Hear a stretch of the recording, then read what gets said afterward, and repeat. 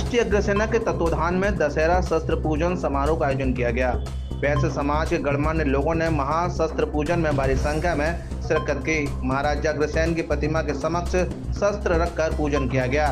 वैश्य समाज ने कहा कि हम श्री राम के वंशज हैं, लेकिन दशहरा शस्त्र पूजन समारोह में भगवान श्री राम की तस्वीर या प्रतिमा रखना मुनासिब नहीं समझा।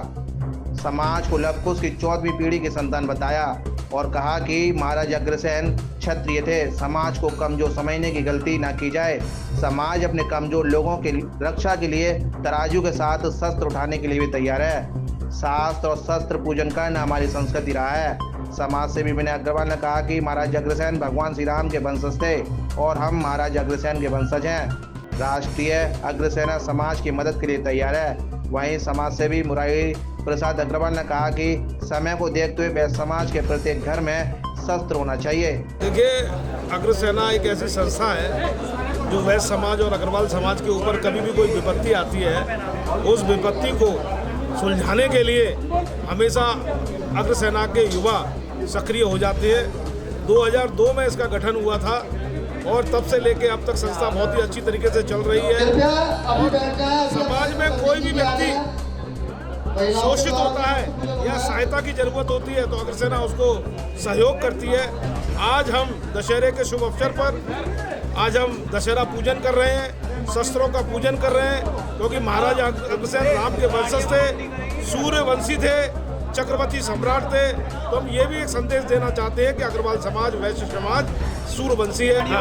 आज हम इसका पूजन कर रहे हैं और समाज के अंदर अग्रवाल समाज या वैश्य समाज के अलावा किसी का भी शोषण होगा, ये समाज हमेशा आगे आएगा, महाराजा अग्रसेन की तरफ करेगा।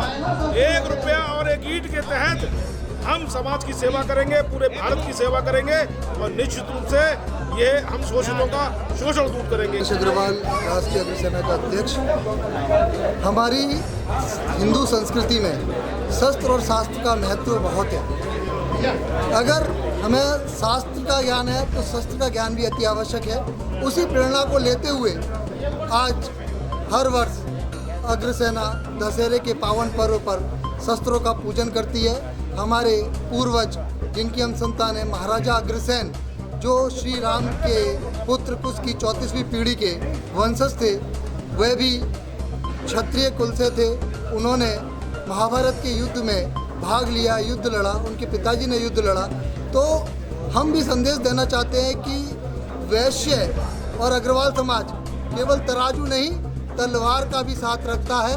वह भी जो है धर्म की रक्षा के लिए आगे आ सकता है। जब जरूरत पड़ेगी अपने समाज को, अपने राष्ट्र को, अपने धर्म को, अग्रवाल समाज सबसे आगे खड़ी पंक्ति में नजर आएगा।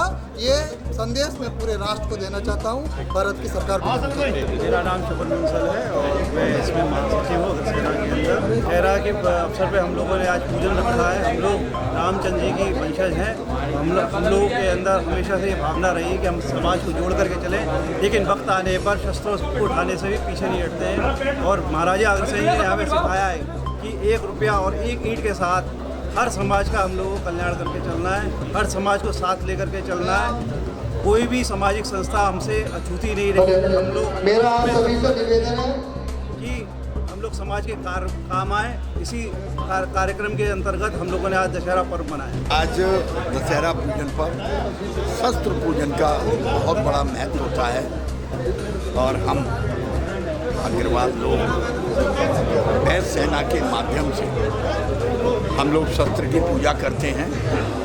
ये जो शस्त्र होते हैं वो किसी दुरुपयोग के लिए नहीं होते हैं, लेकिन अपनी रक्षा के लिए भी होते हैं। अगर कभी भी कहीं भी ज़रूरत पड़ जाए तो अपनी रक्षा हो सकती है, क्योंकि अग्रवाल समाज या पूरा वैश्य समाज कहीं भी कोई भी अनीति या गुंडागर्दी या गलत कार्य नहीं करता है, लेकिन अगर उसके ऊपर होते हैं तो वो उससे उसकी रक्षा करता है। इसलिए मेरा कहना है, और अभी जैसा माहौल चल रहा है, कोई आपके ऊपर आपत्ति अगर आती है तो निश्चित रूप से, चाहे वो दंड हो, चाहे वो फरसा हो, चाहे बंदूक हो, चाहे रिवाल्वर हो, कोई भी, हम हर घर में, मैं वैश्य समाज से कहूँगा, हर घर में एक कोई ना कोई जरूर शस्त्र रखें।